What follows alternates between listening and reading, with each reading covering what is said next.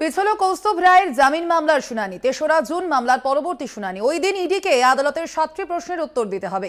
আদালত উত্তরে সন্তুষ্ট হলে পরবর্তী পদক্ষেপ গ্রহণ করা হবে।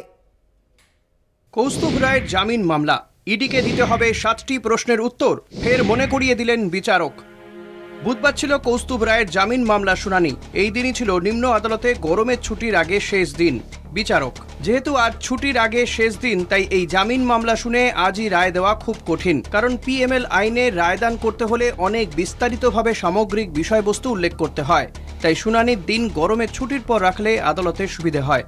তার উপর অর্ণব গোস্বামীর রায়কে মাথায় রেখেই আমাকে এই জামিন মামলা শুনানি গ্রহণ করতে হবে।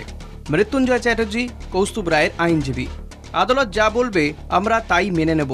আদালত আমাদের অনেক সুযোগ দিয়েছে।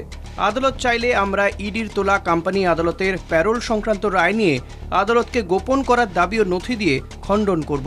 প্রমাণ করে দেব ইডির অভিযোগ মিথ্যে। বিচারক ইডির আইনজীবীকে। আদালত আগে ইডির কাছ থেকে ৭টি প্রশ্নের উত্তর চায়। আপনারা আমার প্রশ্নের উত্তরে না গিয়ে আমাকেই বাইপাস করে অন্য বিষয়ে দাবি করে আদালতের কাছে নতুন বিষয় উত্থাপন করছেন।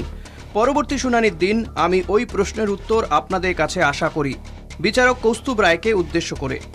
আজ আমি সময়ের অভাবে আপনার মামলা শুনতে পারলাম না। কৌস্তভ রায়: হুজুর, আমি জামিন চাইনি, আমি আপনার কাছে বিচার চেয়েছি। আমি আদালতের কাছে বিচার পাচ্ছি। আমি তো জামিন চাইতে আসিনি, আমি বিচার চাইতে এসেছিলাম। জজ সাহেব আমার বিচার করছেন, বিচারক আমার বিচার করছেন, এতে আমি কৃতজ্ঞ। মামলার পরবর্তী শুনানি ৩রা জুন বেলা 2টো। কলকাতা টিভি।